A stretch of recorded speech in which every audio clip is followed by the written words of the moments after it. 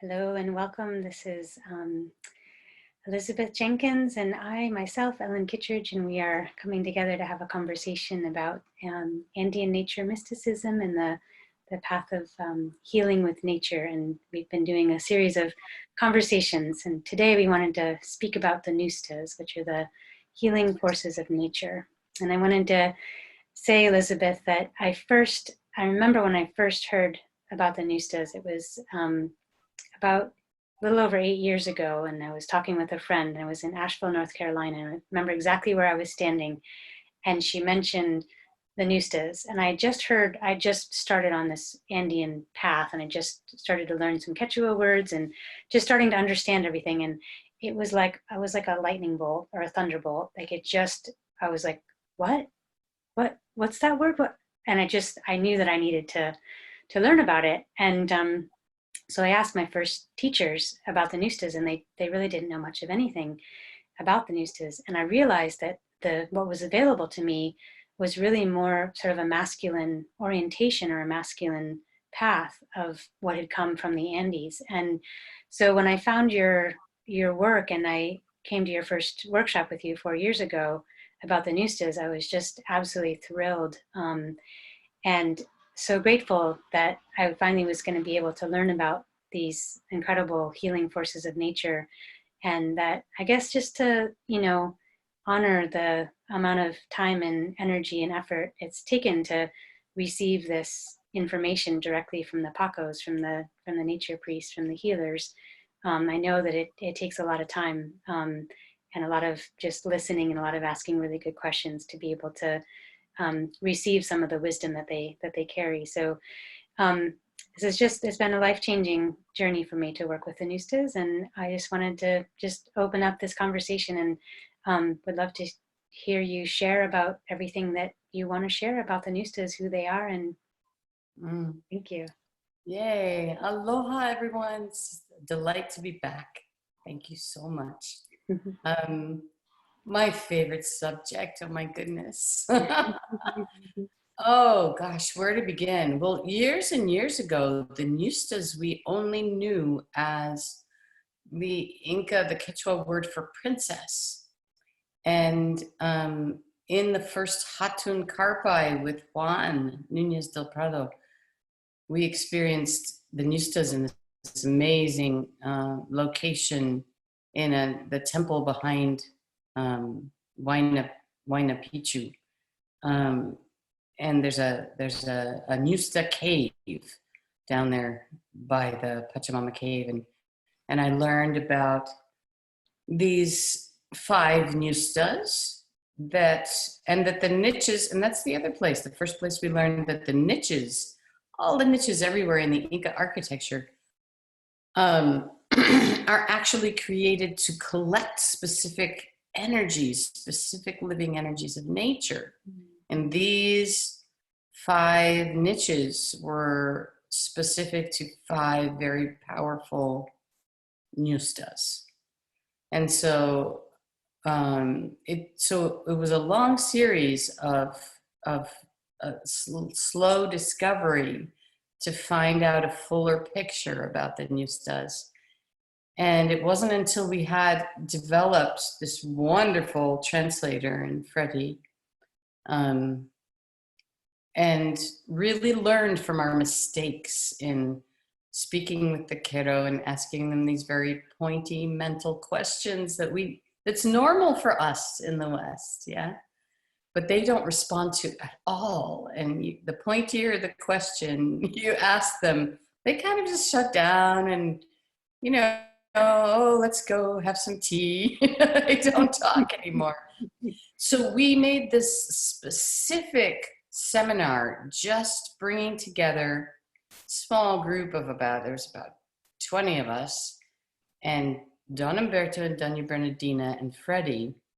And we said, okay, we're just going to make a room full of super Sami, a room full of very, very soft nectar. And we're going to have Freddie ask questions in a very Andean style.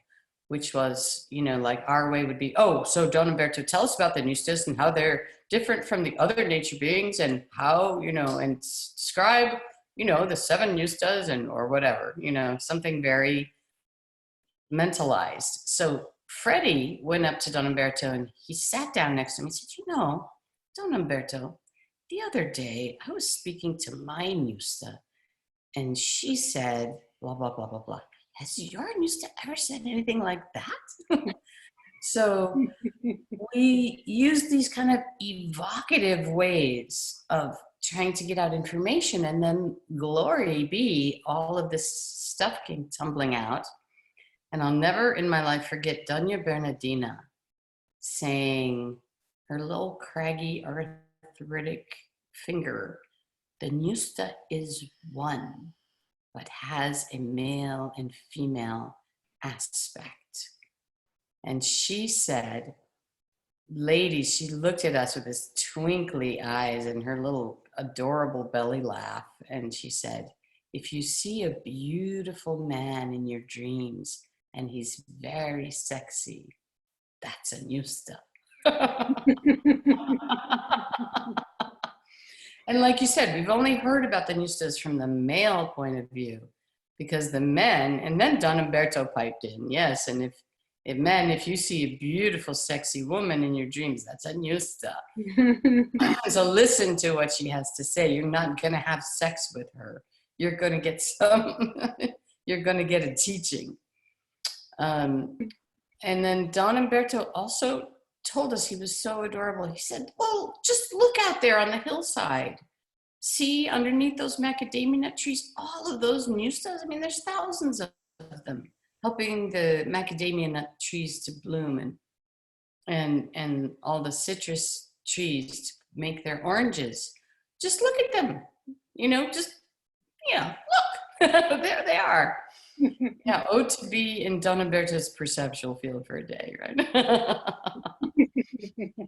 So then it became clear that there are all these different levels of Ñustas, and we know about, there are people in the Andes that were offering Ñusta carpis that were specific to the location of, there's like in Queros, we've always heard them called like the Ñusta of the 5th granary, or the Ñusta of this lake, or the Ñusta of that lake. It's the same as calling the Apu, right?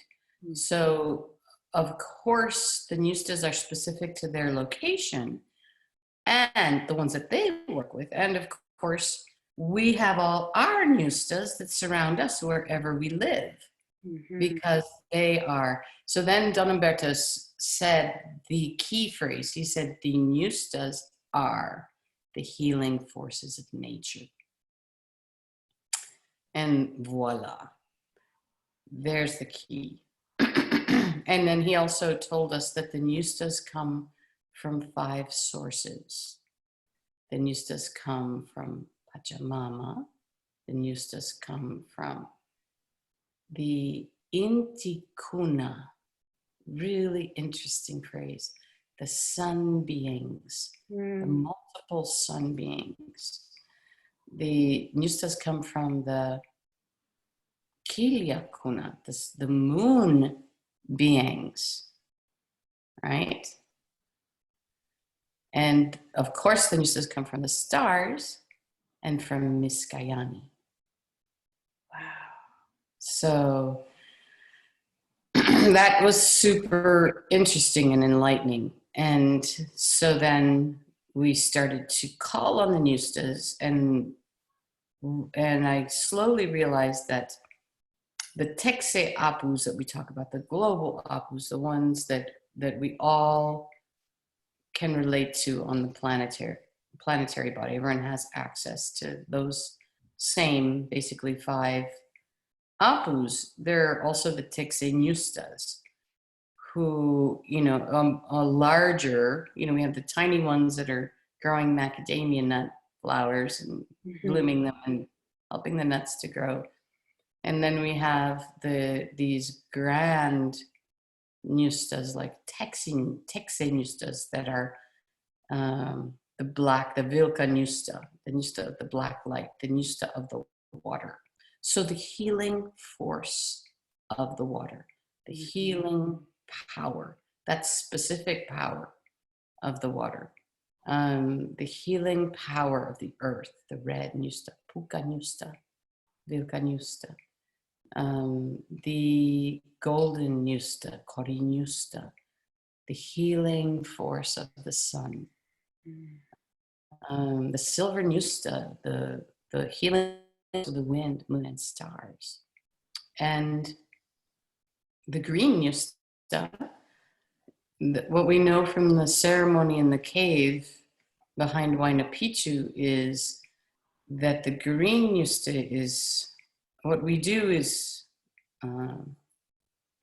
we do an initiatory experience with each one of those four Ñustas, then release all the heavy energy of that, integrate those four Ñustas and offer them to the final cave, which is the green Ñusta. So the green Ñusta is kind of the uber Ñusta,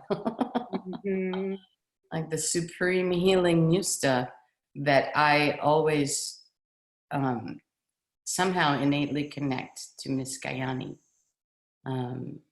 And so this has become a really beautiful and simple way to call the healing forces of nature, and, you know, call the ones you need when you need them.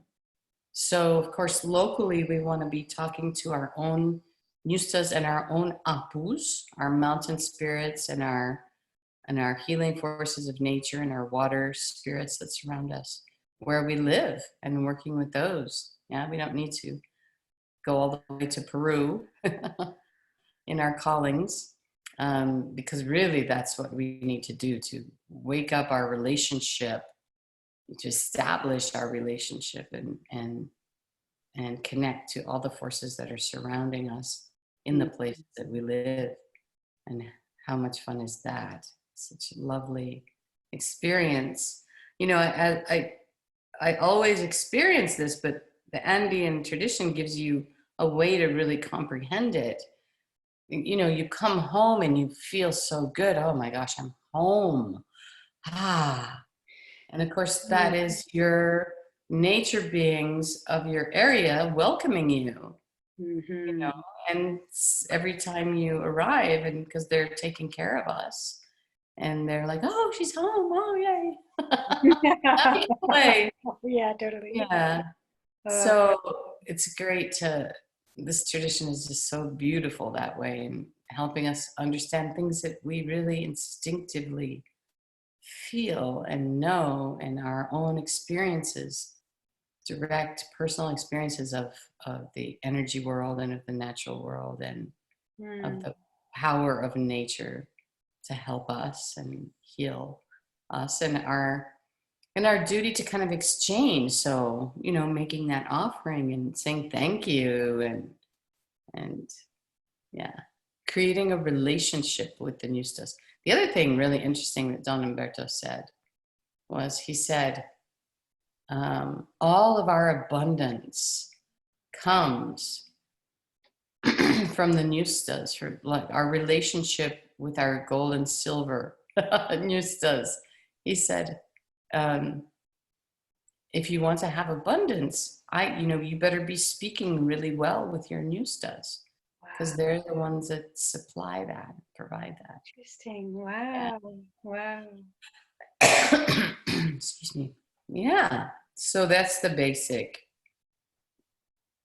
information that we now have developed over years and years, 25 years of looking into Ñustas. And I feel like we're still at the tip of the iceberg, because working with the Ñustapacos in Peru, they have so much more to tell us. I mean, we know that the men go to the mountains, to the Apus, to the mountain spirits for their initiations, for their sapakarpai, when they go to renew their initiation, their connection with all of their helper beings that they work with, that surround their home. The women go to the waters, Mm-hmm. And so there's much, much more that I'm sure will unfold. So this is what we know so far. Wow.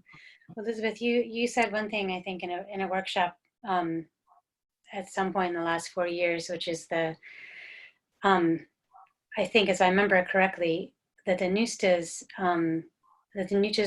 are teaching each of us. So they're coming in and offering, direct guidance to each of us, and that we might be collectively sort of receiving the information about the Ñust'as. And I really taken that to heart, and always share that with people when I teach them about the Ñust'as and offer the Karpa, is that um, this is something that we're collectively receiving and opening to, especially working with the Texan Ñust'as, the global Ñust'as, that everyone has access to the same Ñust'as, and that's so there's a collective field and a collective experience there.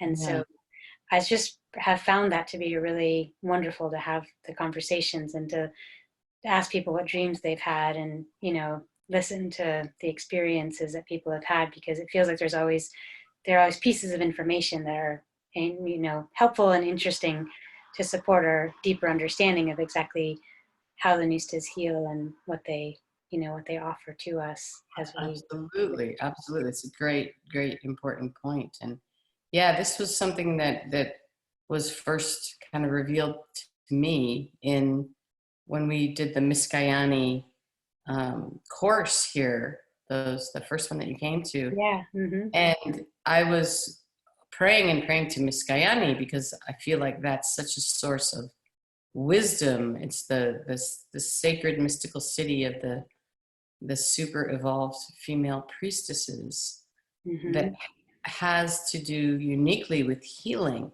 and that the healing guidance that Miss Gayani would give us would come through the collective. Yeah, Mm-hmm. no one's going to get it individually, but the teachings from Miss Gayani will come. Each of us will get a piece, and we'll have to put our pieces together. So, Oh, wow. So that was yeah. when you received that guidance. Was that during that workshop? Yes, just before, Okay. and yeah, Wow. that connection with tapping into Miss Kayani. Yeah. Wow, that's so beautiful. Wow.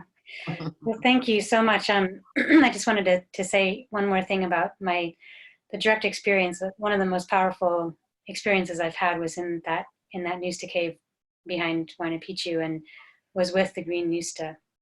And she showed me experientially what Aini is and how it works. Oh. And I just remember there was this experience of energy moving through. It was rainbow in color, and Mm. it was circulating like a toroidal field. And I realized that offering of the sacred reciprocity of the Aini, of the giving and the receiving, that it is a continual field, and it's not actually giving and then waiting and then receiving. It's actually a continual process and continual field. And she showed me that by what she offered, just as I received that transmission from her. And it's something it took me forever to try to even find words to put onto it. And I'm not sure I can still even accurately represent it with words, but It sounds yeah, pretty good though, Ellen. yeah. It's pretty good there. she's she's quite something. Yeah, quite something. Yeah, just to receive the transmission directly from these beings when we're in these places that are such powerful places. It's just extraordinary. It's such a gift. So. They're little catalyzer spots that help us make that connection and open us to that wisdom, which is wonderful. And it's so interesting. This is a tradition of personal direct experience. So, and we're evolving it. That's also really super interesting, because when the Andean tradition hits the Western mind, we respond in a different way, and we can add, hopefully, we can make this beautiful rather than like ripping it to shreds with our Western mind. We can actually use our Western mind to help amplify the experiences and the practices. Mm-hmm. Yeah, which is a Yeah. beautiful thing. And this is all part of the prophecy of this time period, Tukwiyay where we have to share all of our cultural gifts. And I think this is one of them. And the tradition actually opening up and leaving the Andes and coming across the planet to us here and allowing us to take it on its next voyage, because no tradition is static. It's always going to evolve and grow, and yeah. Wow. Wow. That's exciting. Well, thank you so much for sharing this wisdom and this information, and this it's just it's such a powerful transmission. And thank you for the 25 years of asking questions in the right way. So thank Not you. always, but no, try to figure out a better way. Oh, well, great. Well, I look forward to our next conversation, Elizabeth. Thank you so much. Aloha. Aloha.